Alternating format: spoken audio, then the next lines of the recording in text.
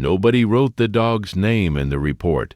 This bothered Sylvester Atcheby more than he expected it to, sitting in the hospital waiting room while his sister Adunola was in the room down the hall. He was a technical writer. He spent his professional life making sure the correct information was in the correct place with the correct attribution. He looked at the incident report the paramedic had filled out on the scene and found 68-year-old female found by neighbor's dog, diabetic episode. He found every relevant clinical detail. He did not find the dog's name.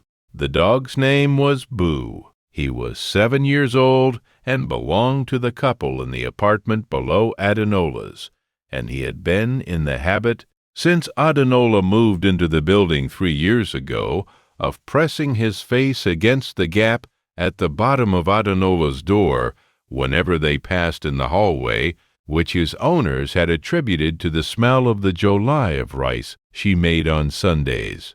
On a Tuesday in April, at 4:30 in the afternoon, Boo had done something different. He had sat at the foot of the stairs leading to the third floor and refused to come down when called.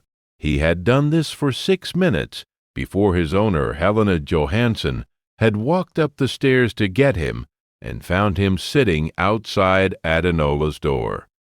Helena had knocked. No answer. She had knocked again, louder, because she knew Adinola was home.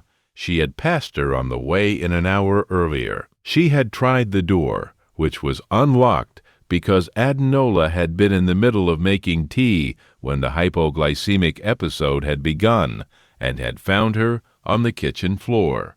If you stay for stories about what animals sense before we do, you are in the right place. Subscribe so you do not miss the next one. The paramedics gave Adinola glucose. They took her to the hospital. Sylvester drove in from 30 minutes away and sat in the waiting room and looked at the report. Adinola had type 2 diabetes, managed with medication and monitoring, and had been managing it well for 11 years. What she had not managed was the meal she had skipped that day. A business call had run long. Lunch had been pushed to 3. 3 had become 5, and at 5, the glucose had already dropped below the floor. She was fine. She was stable by the time Sylvester arrived. She would be home the next morning. He asked Helena when she came to the hospital to check on Adinola what specifically Boo had done. Helena described the 6 minutes at the foot of the stairs, not whining, not barking, simply refusing to descend, which was behavior she had never seen from him on that staircase. He had gone up every time they passed the third floor for 3 years and come back down without incident. That afternoon, he had not come back down until she followed him up. Sylvester asked, "What made you go up after him?" She said, "I don't know. Something about how he was sitting. He was sitting like he had arrived somewhere, not like he was going somewhere." He wrote this in the notebook he kept in his jacket pocket for exactly this kind of observation, the precise, irreducible observation that did not fit any category he already had. Has your dog ever done something that made no sense until it was the only thing that made sense? Tell us in the comments. These stories deserve to be heard. He asked Adinola's doctor about canine hypoglycemia detection.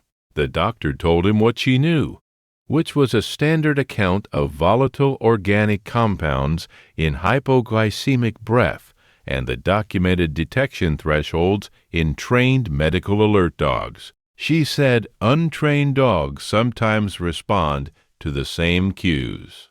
She said, "The literature suggests this is more common than it appears because most people don't report it, and because those who do report it often don't connect the timeline." She said, "What your sister's neighbor's dog did, going to that floor, sitting at that door, that is consistent with responding to the chemical profile of a person in hypoglycemic distress. The compounds are specific. Dogs with sufficient olfactory sensitivity detect them through walls. Sylvester looked at his notebook. He looked at the entry that said, "Sat," like he had arrived somewhere, not like he was going somewhere. He said, "Who do I tell about this?" The doctor said, "You're telling me.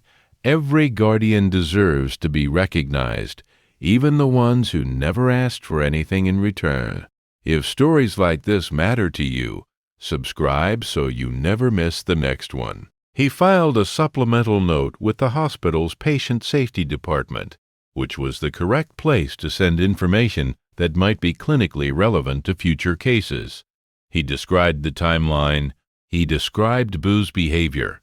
He attached the paramedics' report and added, in the margin in his handwriting, the dog's name. He was a technical writer. The name belonged in the record. Helena brought Boo to visit Adenola when she was home. He pressed his face against Adenola's knee the way he always pressed his face against the gap at the bottom of her door. And she put her hand on the top of his head and said something to him in Igbo that Sylvester did not catch, but that Boo's tale confirmed was the correct register.